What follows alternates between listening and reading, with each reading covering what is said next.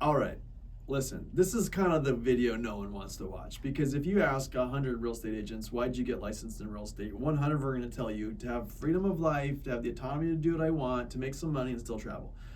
All the stuff that goes out the door when you actually realize that you're a business owner and you might as well just buy a restaurant on a corner street where the kitchen's walking out, someone's breaking the dishes, and the food delivery's not showing up.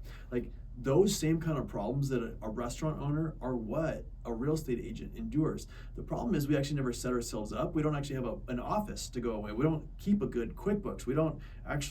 We commingle our funds. We take our personal money to buy stuff we are so messy because we don't even know that we're actual business owners until it's almost too late, until you run out of money or you start making so much of it, but you get buried because you didn't do it the tax breaks the right way.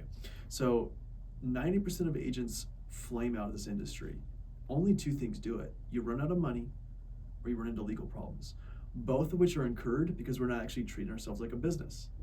So this is the very first thing you do when you get licensed in real estate. You put together a business plan. Think of it this way. If you were to take your business into a bank and present it in a 3 to 5 page synopsis, would they give you a loan for it? But you're basically doing that very same thing.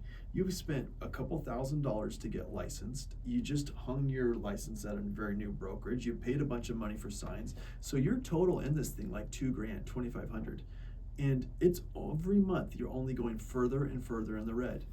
You feel like as a new agent, I should actually rent an office space. That's what's gonna give me the most success. I just need to do this thing or that thing. I just need new professional headshots. Now you're $4,000 in credit card debt, but it happened over time. It took like 3 months for you to get there, and you actually don't have any active clients. It's because we're not treating ourselves like business owners. So this is the first step. You just got real estate license. Maybe you chose your brokerage and now you're ready to hit it. This is what you do. You take an energy audit. You see, okay, are you currently working another job? Do you currently have responsibilities at home? Is there something that's competing for your time and attention?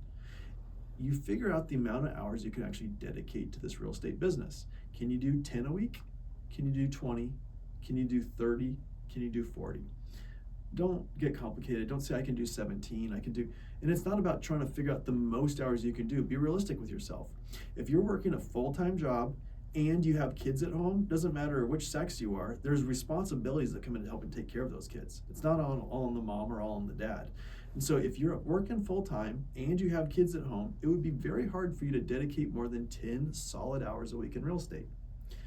The problem is, what real estate agents do is we call it you just decide you're gonna run a marathon. When you're gonna run a marathon, there's these plans that you can sign up for, like the 5-month plan to run a marathon. And if you don't actually follow it step by step, if you kind of skip month 2 because you got busy and then try to jump in at month 3 just to catch up, you're gonna pull a muscle, you're gonna hurt yourself. So this whole class is based upon you taking 6 months to get 6 pieces of business under contract. That happens because day 1, we start doing the right things. And it's not because day 1 you had your significant other take the kids for the day so you could just run down to the office and hit it. No, it starts because the first thing you do is you set office hours. You set, if you have 10 hours, you allocate for those 10 hours a week that you're going to go to the office. And the second step is you actually remove yourself from your home environment.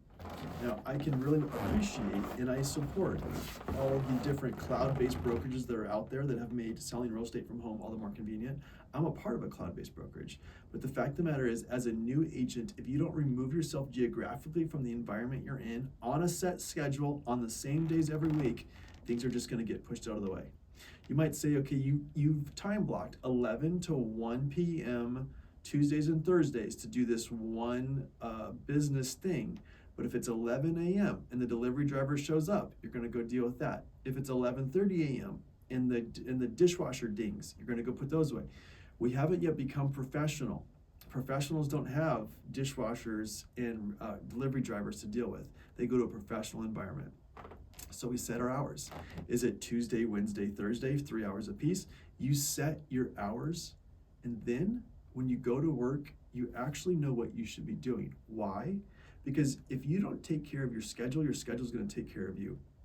So if you're just trying to fit in this real estate thing on the side, week after week after week, you're going to begin to build an exhaustive, I was supposed to, I should have, I'm so far behind, this mentality that you're beginning to lose.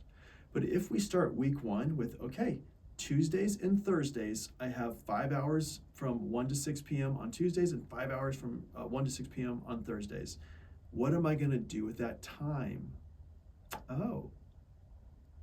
See, that's the second step. You don't just time block, you begin to put together your work schedule. And so I like to use my scorecard. I always have it on a 40-day rolling scorecard. I have my monthly objectives up, the things we want to accomplish this month, and then the behaviors I'm going to do this week. And so when I look at the behaviors that I've decided that I have to do this week so that I can stay on track with my business goal, I say, man, those behaviors are going to take almost 20 hours. I don't have 20 hours budgeted. This is what any other business would do. You take the industry, let's say you're selling hot dogs. You have a hot dog stand on a New York City street corner. You actually know how many hot dogs you started the day with, how long you have to sell them, and do you have enough condiments to actually stick with my metaphor? The point being, business owners know their product, know their inventory, know the time they have to sell it.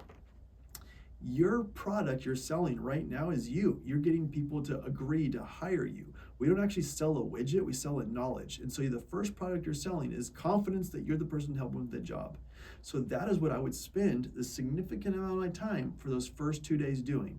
You get to decide, is that memorizing contracts? Is that actually learning the language of sales? Is that just, that could be a bunch of things. What it shouldn't be is working on your logo.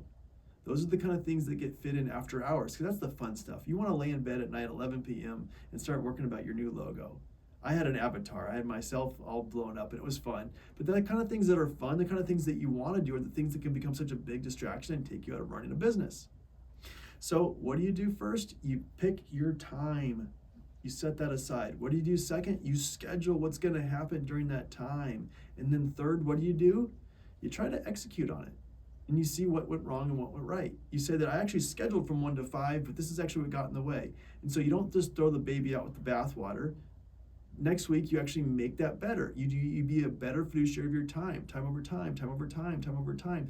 And before you know it, you've actually begun to build the skill of time blocking and scheduling. And then you will see the results are going to generate more and more space for you to do more and more things. So the first step to running a business is treat yourself like a business person. Second step is actually understanding that you're an employee and that you need to work for yourself. Remember how I said if you'd write a business plan, would a bank would approve it? Right now, if any of your friends came to you and said, hey, I want to have a $4,000 loan, but don't worry, I'm going to pay you 50% of the commission. It's going to be like $6,000 out of your first 3. It'd be an $18,000 return. Would you do it? You would say, I don't know this individual. They can't be really trustworthy. I haven't seen them work as. But if they showed up with a business plan, said this is exactly what I'm going to do week 1, exactly what I'm going to do week 2, exactly what I'm going to do week 3, and watch me do it, you would have a lot more confidence about investing in them. You still might, but you'd have more confidence.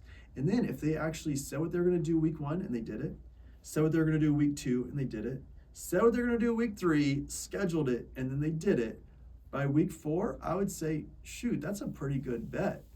$4,000 down for $18,000 return, because you actually understand they have a business plan and they're beginning to execute on it.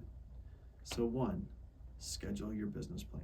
2, execute your business plan. 3, begin to build a business.